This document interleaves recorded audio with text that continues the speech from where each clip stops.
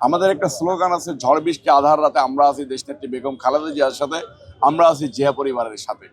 আমাদের সৈনিকদেরকে কোনো প্রতিকূল পরিস্থিতি থামিয়ে রাখতে পারে না।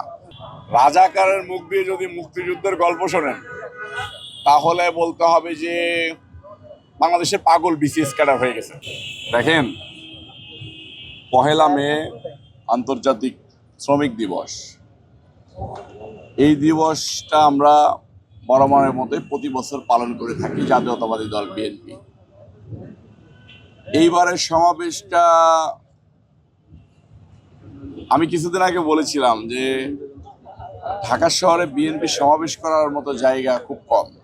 জায়গা তো নিয়ে করাই যায়, কিন্তু এত লোকের সমাগম যেটা ঢাকা শহরে মানে প্রায় 12টা 1টা 2টা পর্যন্ত জ্যাম থাকবে, লোক চলাচল বন্ধ হয়ে যাবে।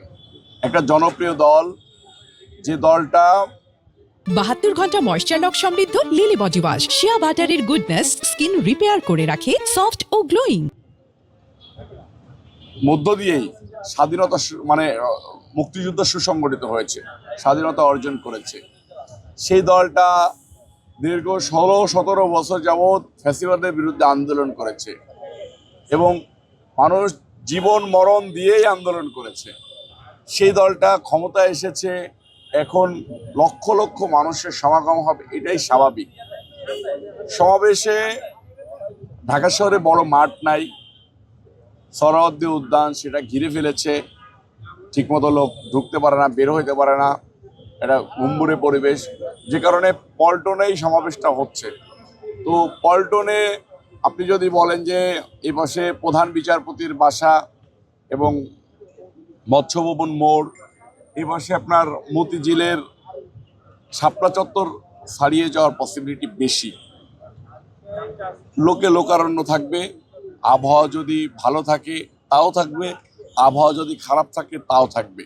আমাদের একটা স্লোগান আছে, ঝড় বৃষ্টি আধার রাতে আমরা আছি দেশনেত্রী বেগম খালেদা জিয়ার সাথে, আমরা আছি জিয়া পরিবারের সাথে। আমাদের সৈনিকদেরকে কোনো প্রতিকূল পরিস্থিতি থামিয়ে রাখতে পারে না। যেটা স্বৈরাচার হাসিনা সকল বাহিনী দিয়ে আমাদের নেতাকর্মীদেরকে রাস্তা থেকে ধরে নিয়ে যেয়ে গুম করেছে, গুলি করেছে, হামলা করেছে, মামলা করেছে।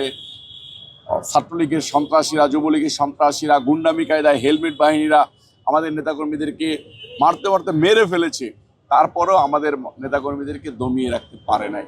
ঠিক একইভাবে কালকে সমাবেশটা অনেক বড় হবে, যেটা আমরা আশা করি।